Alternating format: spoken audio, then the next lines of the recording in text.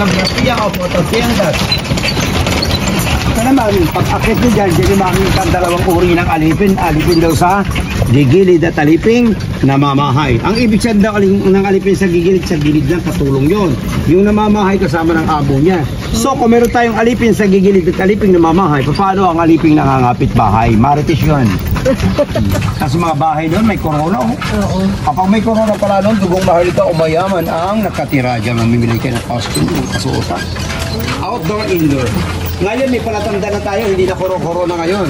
Ngayon kapag nakita nyo ang bubong ng kapitbahay nyo, may bilog sa bubong, may tatak signal, wow. May wifi, may TV nyo, yaman yun. Ito naman oh. Diyan nag-check-in sila Coco Martin noon, nag-shooting dito. At si Bea Alonso, diyan nag-check-in, nag-shooting. Yung kanila, yung The Widow's War sa July 1, papalabas sa GMA 7. 16% capacity hanggang second floor. 2 rooms. Mura lang yan. Kunin nyo na sa susunod. 169,000 a night. Wow! Pwede na. Sabi ng sakay ko nung nakaraan, sabi niya, Manong, bakit ka maganda pa mahal yan? Siguro Manong kaya mahal yan, may kasamang mumu. Sabi ko naman ganito, ma'am. Depende sa package. Pero gusto mo may ulo, wala. May butler yan. May pagkain. Ito dating entrance. Kaya nilipat yung entrance dahil pakrapin nyo dyan bayan ng Magasyan. Kaya. Ito naman ang ulit sa Pilipino, Resto at Sandasa from Pampanga. Noong mga panahon na wala pang nasasas, itong lugar na dinadaanan natin ay puro puno ng aroma. Ano yung aroma? Yung matinik na puno na ginamit ako ng kay Jesus Christ. Yes. Yan naman, mayroong Pinoy tayo. Meron tayong sabong. Ngayon po yan. Sabong. Meron tayong karera ng kalabaw. Kaya pagka-biyernes sabi yun. Pagkalinggo, sabong. Tapos ang pinakamahirap natin kalaro yung panusego. Ito naman ang pagdamanila. Ito naman yung luksong baka. Ayan. Luksong baka, laro nung araw. Hindi nyo na makikita ang nilalaro ng baka. Ngayon, wala na. Gadgets na yan. Tapos ito naman yung train. Ayan, may trend sila rito. Ayan o. Kaya may release. Ayan, release.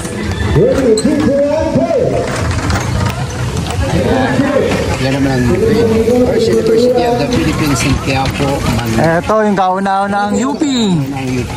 Ayan, sa Quiapo. Ayan, dito na ngayon sa Bagak. Ayan, kaya yung original na UP dati. Hindi makikita ang daan ko, yung salita si CPB, silip. May buta sa silong. At ito naman tatlong Mariano to. Ay, simbolo ko anong trabaho at gawain ng kababaihan noon. May nagtatahip ng palay, naglalaban-laban sa ilog, nagigod ng tubig sa batis. Ngayon, washing machine automatic pa with Marites yun. Ito naman, di ka nag-start yung walk-in tour, tsaka nga pala napanood yung Freedom Land, yung reenactment nila Padre Damaso. Mamaya po dito yun, papalabas nila yun, siguro mga 10:30 ganyan. May misa naman tayo pagkayaran na misa. Yung Catholic Church, ayan ang St. Joseph Cathedral. Makikita niyo mamaya dito si Padre Damaso, Sisa, Maria Clara, General Luna, Emilio Aguinaldo, Lola Basya. Kaya mamaya po, pag nakita niyo si Dr. Jose Rizal, magpa-picture na kayo hanggang buhay pa, yun ay binabaril. Yan, mayroon magpa-picture kay Rizal ang nakahiga na. Yan. 10:30 ng umaga. Mamaya po yan, mamaya. Okay, rin ang misa po yan. Ayan. Okay, ito naman ang La Bella Teodora, ang Italian restaurant. Diyan din na papelikulang General Luna. At yun naman ang bahay ng dato, pinakamalayo pinanggalingan, galing Maron ng Mindanao. Ayan. At ito naman, simbahan, replika ng simbahan ng Malanga. Itong ilog natin, dalawa pinanggalingan sa Mount Native, tsaka ito po yung Omagol River at tsaka Mantong River. Then, high-tide siya ngayon. Yan ang buhay na ilog. Hindi po man-made dyan. Maraming isda dyan, maraming alimango. Buhay na ilog. Ibig sabihin may patay na ilog. Meron po. Yun ang sinasabi natin mawala talaga itong galaw-galaw. Karamihan naman man-made. Parang gano'n ang patay na ilog. Abunan siya na hindi gumagalaw. Pagka ang ilog ay naglulotay tsaka nag-high tide, buhay na ilog po siya. Yan. Ang ilog na buhay yan, konektado sa bundok, lalabas ng dagat. High tide na high tide pati yung dagat. Paglabas ng tabang sa dagat, nagtagpo yung alat sa katabang. Sosyal ang tawag dyan, alabang. Alabang. Yun yung mga man-made. May itim yung tubig. Sa kapatang Manila, nakita sa mga ilog-ilog na gumagalaw. Yan, buhay yan. Nakabalsa na po ba kayo? Hindi pa. Kaya 32 minutes, papunta ng Estero. Papunta ng Estero. Pier. Yung bula na yan, galing dagat yan. Pwede nyo pag naghalo yung nag-mix. Mobula. Galing nyo, imagine nyo, high tide na high tide. Wala pang bagyo yan. Imagine nyo, kung bagyo, laki ng malo, hindi po ba aabot? Yan yung tsura. Mataas siya buhangin yan, ba't ngayon parang lilit, parang pumuntay sa dagat. Parang pumuntay na sa dagat. So, imagine nyo nga, ay lalo na yan pagka bumabagyo, lalaki ng alon niya. Habang dumadami po ang mga bahay dito sa Las Casas, tulad ng mga bahay ng mga bagong tayo na yan, isa lang ang ibig sabihin. Marami kasi na mabibigyan ng hanap buhay tulad namin. Tama, tama. Siyempre, pag itiniyo yung bahay, kailangan nyo ng helper, mason, carpenter, welder. Kapag natapos ng bahay, tutukahan na ng mag-aasikaso, housekeeping at saka butler. Bawat bahay nagkakaroon ng buhay kapag may bantay. Kahit anong ganda pa ng bahay nyo, pag wala maintenance siya, may masisira dyan. Ibig sabihin, bawat bahay may isang nakatoka. May mga nakatuka po dyan. Ah, okay. Makikita niyo, papapasin niyo pagpasok sa mga CR. Oo. Makikita niyo sa likod ng pintuan. Mayroon parang kanya na isinusulat nila ng housekeeping kung ano ang diferensya doon sa loob doon. Sulat yun. Ngayon, papasukin niya ng engineer yun. May re-report kayo. Ito naman ang galing ng Hagonoy, Bulacan. Hagonoy, Bulacan, yung bahay na ito nagtataglay ng 4 na hagdan. 2 sa harap, 2 sa likuran. May silong, may banggero, tao ng baso, may batalan, paliguan. Yung kulay puting hagdan sa harap entrance, yung katabi niya ay opisina. Yung nasa likod na malaki exit at yung sa ilalim, ang kapag napapulong o alipin sa gigilid. Kapag ganyan daw po ang bahay nyo noon, yayamanin kayo. Pero ma'am sir, kapag ganyan ang bahay nyo ngayon, 4 ang hagdan nyo. Tagpabin nyo na po ng CCTV kakagwarga o boss ang gamit nyo riyan. Noong mga panahon noon, hindi pa uso ang pintura, tignan nyo po isis lang ng pakiling yung mga bahay noon. Ayan, original house is from Hagonoy, Bulacan. Ito wala man ay replica ng bahay sa ibang bansa tulad ng Spain, ang Casa Ladrillo, bahagi ng hotel natin yan. Yan ang Bricks House. Yan, hotel na lahat yan. Bricks House, puro hotel. Yan, mga hotel. So bali every December, yung ating dalampasigan naman, dito nangingitlog yung ating mga turtles pawikan. Marami tayong pawikan dito pag December. At yung ating naman karera ng Kalabaw every Friday and Saturday 5 p.m. dito yan. Dito rin yan. Hey! Yes, ang bilang ng bahay dito ay lumabot ng 63 houses, original 41, replica is 282. Ayan. Bali, ilan natin total ng bahay? 63 houses. 63. Yes, original 41, Original. replica is 22. Ah, Ay, okay. yes, ito tulad ito, mga replica na lang yan. Ibig sabihin yung mga original natin na dulat sa Estero. Ginaya lang, no? Yes, Para magmukhang Spanish. so, magandang umaga po, ma'am sir. Magandang umaga. Mula sa building 1 hanggang 10, yan pababa siya. Tapos mga kuna, sa heritage na. At ito naman nakikita natin mahaba na yan, yung may mga poste na yun. Kapag natapos na yan, ipopost na Las Casas kung magkano ang package dito at saka check-in by boat pier yan. Halimbawa, mula sa Mall of MOA to Las Casas, 1.5 or 2 hours, siguro nandito na kayo. Okay. Yes, mas maalwa na lang, kaya lang itatanong ko magkano ang package dito at saka check-in by boat. Oo. Kung meron tayo sa ibaba na 169,000 a night, dito sa Y-Bridge, meron tayo dito tayo sa 3 building, isang swimming pool, exclusive, 250,000 per night. Sabi 40% daw yung capacity, meron na rin kayong butler doon. May pagkain na rin. Maganda yun sa kasal. Ayan. Ito naman po mga naka-design na, naka-display na. Meron tayong Bricks Factory, na kung saan meron tayong gilingan ng lupa, na parang clay, tapos minumol, din ibang mold yan. Maganda. Sabi nga po ng mga ibang sakay ko, senior, nung nakamit ko, sabi niya, alam mo, iho, ang galing ng konito, ang galing ng concept ng may-ari nito. Sana yung legacy ng ama, masundan ng mga anak, huwag baguhin. Kasi tama po. Kasi meron sila mga resort na malalaki na puntahan. Subalit nagsara. Gawa nung hindi nagkakaroon. Nung namatay yung tatay. Tatay, ano doon. Ano pong resort? Sana maano to, maipamana. At yung magmamana, May hilig. Sana may katulad din nung ni Jose, Yes. yung tatay. Jose Rizalino. Jose Acosar. Imagine nyo, napakarami. Lahat ng mga nakikita nyo nagtatrabaho dito, kami po ay ihitin ng taga rito sa bahay ng baga. Yun ang maganda ron. So po, at bihira kayo makakakita dito ng mga nakatambay. Halos karamihan dito, although mo mag-asawa, babae may trabaho din. Karamihan mga babae dito, sila yung nagkakapit na mga sa mga music, sa mga yung wood art. Yes, ayan. Tapos yung pinapagawang eskwelahan dyan sa kuwan ng Las Casas. Kaya pag natapos yung libre pa, ko yan pa sa mga art.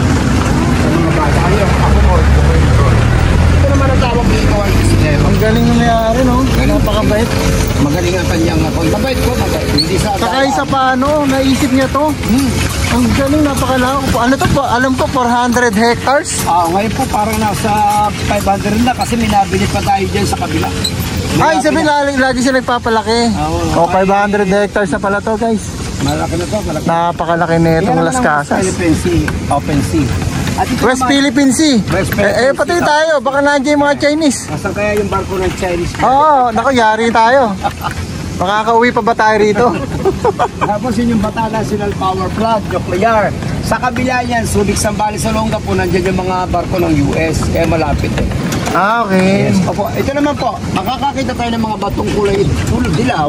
Ang ibig sabihin yan, batong patay. Batong patay, kulay dilaw. Yes, pag nakakita ka ng batong itim, batong buhay. Batong buhay. Tingnan nyo yung mga bato, palibasa buhay, nung inukit, ginawang mukha, tingnan yung mga ilong buhay na buhay. Saka ano, nakadilat oh. Ito parang nauuhaw pa, nakanganga oh. Tingnan nyo kung gano'ng kagaling.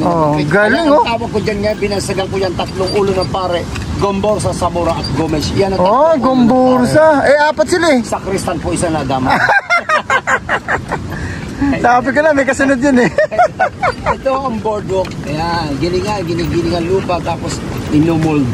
Diyan po, ang tawag dito is boardwalk. Kagabi, 6:30 dito ginanap yung festival. Nandiyan kami kagabi. Sinulog Festival, Festival. Ayan, weekend festival. Yung po sinasabi ko, pinapagawang eskwelahan ng Las Casas. Yung pulang bubong na yun.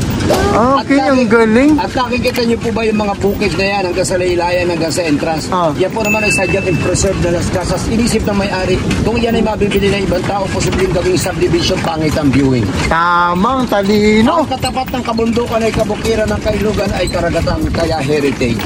Diba ba? Ang galing. Ang galing ng utak. Saka bukod sa matalino, may pera kasi. Kasi kung matalino ka lang, wala kang pera. Hindi mo magagawa. Tama, hindi niya mabibili yun. Yate, mga pangko natin. Guys, ayun yung ate ko ha. Tama, diyan kami sasakay pa uwi. At yun ang sinasabi ko, yun ang Stella Maris na bagong bili. Pinakamaraming puno yan, mga pine tree po yung nakatayo na yan. Ayun! Pwede kayo dyan camping. Camping, magra-rent kayo ng mga tent. Yan. At sa kabilang isla na yan, yung may bahay na yun, sa kabila noon ay La Jolla. La Jolla. Bagong resort. La Jolla, White Sand, Black Sand, Bata National Power Plant. Ayun. Tapos dito naman sa kabila, ito naman kabilang isla na to ang Montemar Beach. Montemar, San Mon Beach, Floen, tapos ayun po naman ang Kamaya. Kamaya, yung Maribeles. Kamaya, papunta ng Mall of Asia. Yan. Ito naman ang Cavite at Corregidor. Yan, dyan sa kabila din yan. Kaya yung duktungan, yung Maribeles Road, gawa na yung kalsada, inaantay na lang yung tulay na magagaling Cavite. Yun naman ang napakabilis din, 45 minutes na tayo. Yes, surfing, pwede dyan. Laki o, laki ng ali. Galing. Magaling yung iba.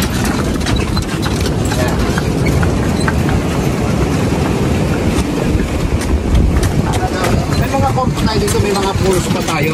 May mga pools pa tayo sa mga natin, mga kabundukan. Kaya alaga-alaga ng mga kanyan.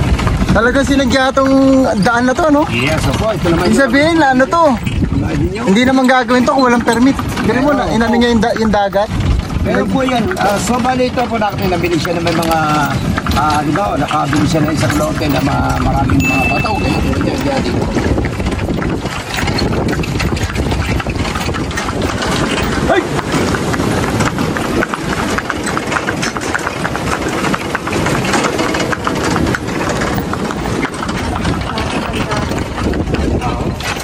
Hey! Kaya hindi siya sa paliguan, mayroon na siyang agos. Magaling architect kasi. Oo. Yan, under renovation pa yan guys, oh. Ganda. Ba ito may-ari? Kasi bakit yung mga posting ganito sa Jonesville, sa Manila? Dito po galing yun. Ay, wala. Yung kayo nililis ko na yun sa tulay ba yun? Oo. Dito po galing yun. Kaya kamukha-kamukha. Sa QC, yung sa nagpo-post naman yung Conibea, yung ganitong poster eh, sa Las Casas pa rin yun.